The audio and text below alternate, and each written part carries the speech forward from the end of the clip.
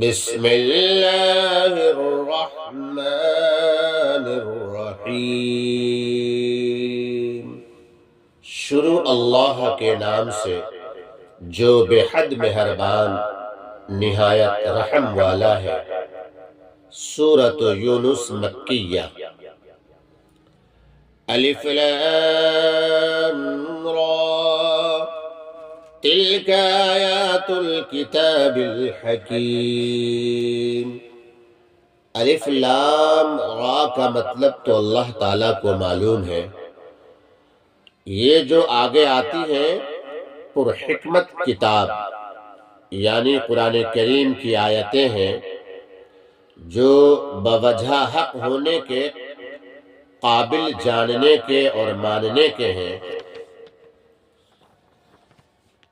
اور چونکہ جن پر اس کا نزول ہوا ہے ان کی نبوت کا کفار انکار کرتے تھے، اس لیے جواب فرماتے ہیں أَكَانَ لِلنَّاسِ عَجَبًا أَنْ أَوْحَيْنَا إِلَى رَجُلٍ مِّنْهُمْ أَنْ أَنذِرِ النَّاسَ وَبَشِّرِ الَّذِينَ آمَنُوا أَنَّ لَهُمْ قَدَمَ صِدْقٍ عِندَ رَبِّهِمْ۔ کہ کیا ان مکہ کے لوگوں کو اس بات سے تعجب ہوا کہ ہم نے ان میں سے ایک شخص کے پاس جو کہ مثل ان کے بشر ہیں وحی بھیج دی، جس کا خلاصہ یہ ہے کہ عام طور پر سب آدمیوں کو احکام خداوندی کے خلاف کرنے پر ڈرائیے، اور جو ایمان لے آئے ان کو یہ خوشخبری سنا دیجئے کہ ان کے رب کے پاس پہنچ کر ان کو پورا مرتبہ ملے گا۔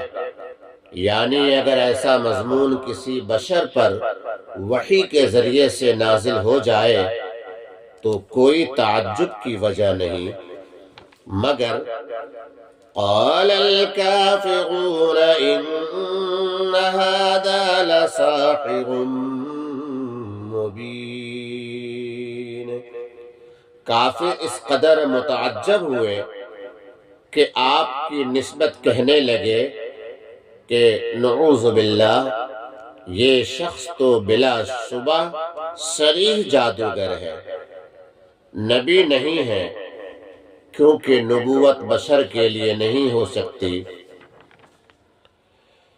ان ربکم اللہ الذی خلق السماوات والارض فی 6 ایام ثم استوى علی العرش یدبر الامر۔ بلا شبہ تمہارا رب حقیقی اللہ تعالیٰ ہی ہے، جس نے آسمانوں کو اور زمین کو 6 روز کی مقدار میں پیدا کر دیا، پس اعلیٰ درجے کا قادر ہے، پھر عرش پر جو مشابہ ہے تخت سلطنت کے اس طرح قائم اور جلوہ فرما ہوا کہ جو اس کی شان کے لائق ہے، تاکہ عرش سے زمین و آسمان میں احکام جاری فرمائے، جیسا کہ آگے ارشاد ہے کہ وہ ہر کام کی مناسب تدبیر کرتا ہے، پس حکیم بھی ہے۔ ما من شفیع الا من بعد اذنہ ذالکم اللہ ربکم فاعبدوہ افلا تذکرون۔ اس کے سامنے کوئی سفارش کرنے والا سفارش نہیں کر سکتا بیدون اس کی اجازت کے، پس عظیم بھی ہوا۔ پس ایسا اللہ تعالیٰ تمہارا رب حقیقی ہے، سو تم اس کی عبادت کرو اور شرک مت کرو۔ کیا تم ان دلائل کے سننے کے بعد پھر بھی نہیں سمجھتے؟ تم سب کو اللہ تعالیٰ ہی کے پاس جانا ہے۔ إليه مرجعكم جميعا وعد الله حقا إنه يبدأ الخلق ثم يعيده ليجزي الذين آمنوا وعملوا الصالحات بالقسط. تم سب کو اللہ تعالیٰ کے پاس ہی جانا ہے. اللہ تعالیٰ نے اس کا سچا وعدہ کر رکھا ہے. بے شک وہی پہلی بار بھی پیدا کرتا ہے، پھر وہی دوبارہ بھی قیامت کو پیدا کرے گا، تاکہ ایسے لوگوں کو جو کہ ایمان لائے اور انہوں نے نیک کام کیے انصاف کے ساتھ پوری جزا دے اور اس میں ذرا کمی نہ کرے بلکہ بہت کچھ زیادہ دے دے. والذین کفروا لهم شراب من حمیم وعذاب علیم بما كانوا یکفرون. اور جن لوگوں نے کفر کیا ان کے واسطے آخرت میں کھولتا ہوا پانی پینے کو ملے گا اور دردناک عذاب ہوگا ان کے کفر کی وجہ سے. هو الذي جعل الشمس ضياء والقمر نورا وقدره منازل لتعلموا عدد السنين والحساب. وہ اللہ ایسا ہے جس نے آفتاب کو چمکتا ہوا بنایا اور چاند کو بھی نورانی بنایا اور اس کی چال کے لیے منزلیں مقرر کی کہ ہر روز ایک منزل قطع کرتا ہے تاکہ ان اجرام کے ذریعے سے تم برسوں کی گنتی اور حساب معلوم کر لیا کرو. ما خلق الله ذلك إلا بالحق يفصل الآيات لقوم يعلمون. اللہ تعالیٰ نے یہ چیزیں بے فائدہ نہیں پیدا کی، وہ یہ دلائل ان لوگوں کو صاف بتلا رہے ہیں جو دانش مند ہیں، جو عقل رکھتے ہیں. ان فی اختلاف اللیل والنہار وما خلق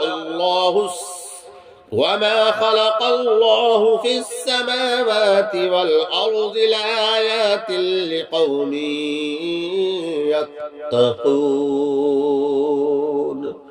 بلا شبہ رات اور دن کے یکے بعد دیگرے آنے میں اور جو کچھ اللہ تعالیٰ نے آسمانوں اور زمین میں پیدا کیا ہے ان سب میں ان لوگوں کے واسطے توحید کے دلائل ہیں جو خدا کا ڈر مانتے ہیں. ان الذين لا يرجون لقاءنا ورضوا بالحياة الدنيا واطمأنوا بها والذين هم عن آياتنا غافلون. جن لوگوں کو ہمارے پاس آنے کا کھٹکا نہیں ہے اور وہ دنیاوی زندگی پر راضی ہو گئے ہیں، آخرت کی طلب اصلاً نہیں کرتے اور اس میں جی لگا بیٹھے ہیں، آئندہ کی کچھ خبر نہیں. اور جو لوگ ہماری آیتوں سے جو کہ بعث پر دلالت کرتی ہیں، یعنی مرنے کے بعد دوبارہ زندہ کیے جانے پر دلالت کرتی ہیں، بالکل غافل ہیں. اولئک مأواہم النار بما كانوا یکسبون. ایسے لوگوں کا ٹھکانہ ان کے ان اعمال کی وجہ سے دوزخ ہے اور یقیناً جو لوگ ایمان لائے، ان الذين آمنوا وعملوا الصالحات يهديهم ربهم بإيمانهم، اور یقینی طور پر یقیناً جو لوگ ایمان لائے اور انہوں نے نیک کام کیے، ان کا رب ان کو بوجہ ان کے مومن ہونے کے ان کے مقصد یعنی جنت تک پہنچا دے گا۔